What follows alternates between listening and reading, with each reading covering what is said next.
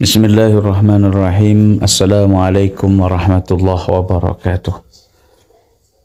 Alhamdulillah, pada kali ini kita akan membahas kekeramatan Gus Ikdam.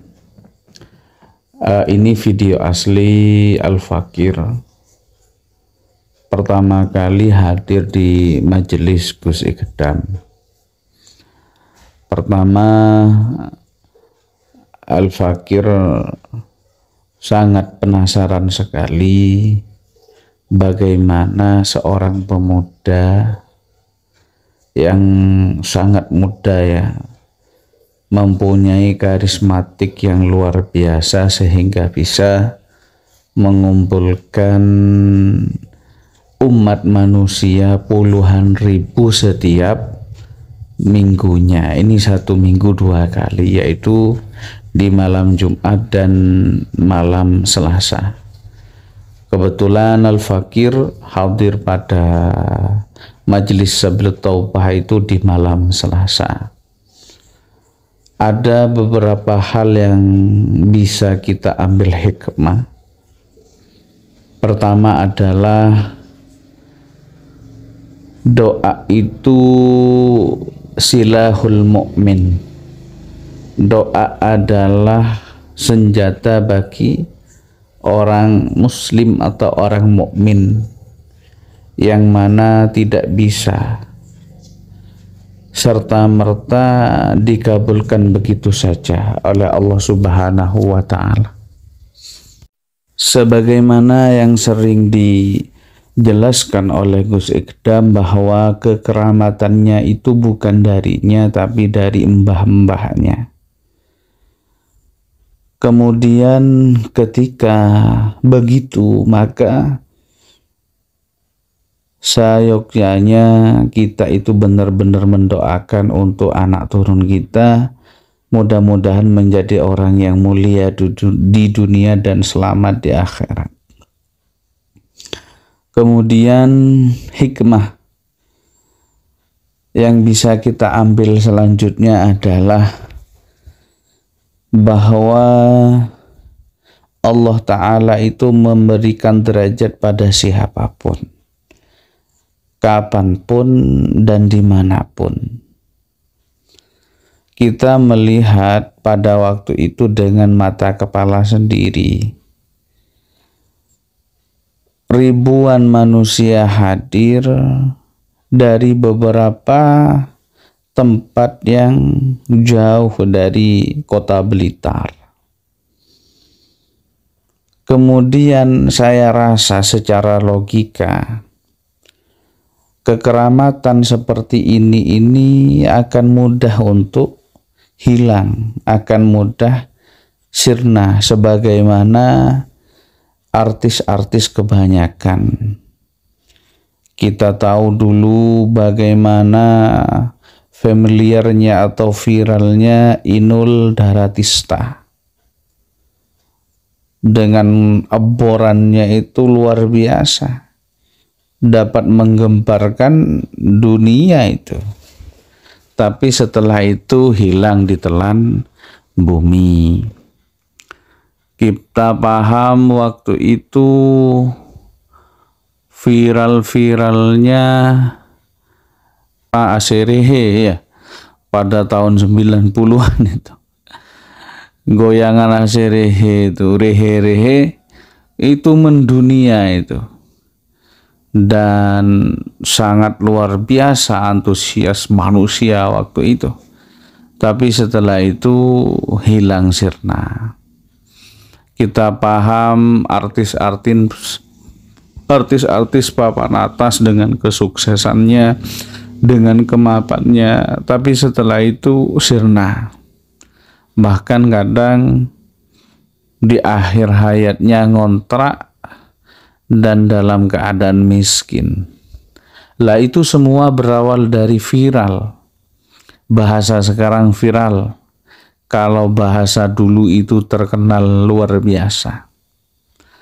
Lah secara logika Gus Ikdam ini mungkin seperti itu juga. Sekarang ini pas naik-naiknya daun. Namun di akhir nanti bisa jadi hilang ditelan bumi juga. Namun di balik itu, saya mendengarkan sendiri dari para jamaah. Kebanyakan jamaah yang hadir itu adalah berziarah ke Gus Ikdam, bersilaturahmi kalau bahasanya yang masih hidup. Sedangkan umat muslim yang hadir pada waktu itu menyempatkan diri atau menjadwalkan ziarahnya kepada Gus Ikdam. Jadi dengan ini kemungkinan besar Gus Ikdam itu akan tetap terus mengaji dengan ribuan jamaah. Rata-rata yang hadir itu adalah umat muslim yang jauh-jauh, yang menyempatkan diri dan menjadwalkan dari beberapa ziarahnya.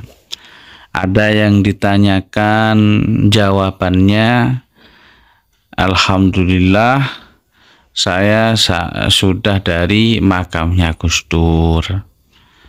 Kemudian jamaah yang lain ditanyakan setelah ke Gus Ikdam kemana, jawabannya ke Bung Karno. Jadi dari beberapa jawaban ini, dari rombongan-rombongan yang jauh hadir ke Blitar, ke Sabilut Taubah, dan Sabilut Taubah ini adalah salah satu tempat yang disilaturahmi. Tempat silaturahmi, kemudian setelah itu baik sebelumnya berziarah dan seterusnya berziarah. Mengingat di makamnya Gus Dur sampai saat ini tidak pernah sepi. Mengingat di Sunan Ampel mulai ratusan tahun yang lalu sampai sekarang ini gak pernah sepi. Sunan Giri, Sunan Muria itu berapa ribu tiap harinya, berapa ribu umat tiap harinya yang hadir di sana. Jika demikian, para jamaah itu memang menjadwalkan hadir ke majelisnya Gus Ikdam, insya Allah majelis ini akan tetap jaya ila yaumil qiyamah.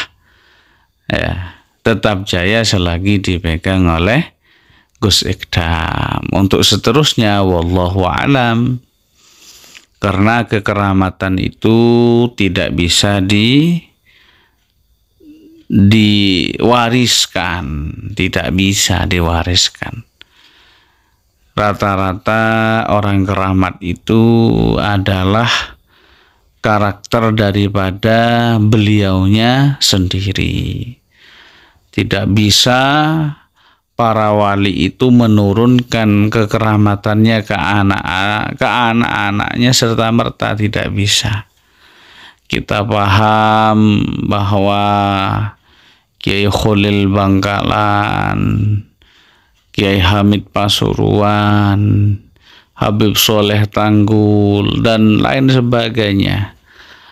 Kekeramatan beliau-beliau itu tidak bisa serta merta diturunkan pada anaknya, putra-putranya, tapi putra-putranya, anak turunnya juga mencari kekeramatannya beliau sendiri.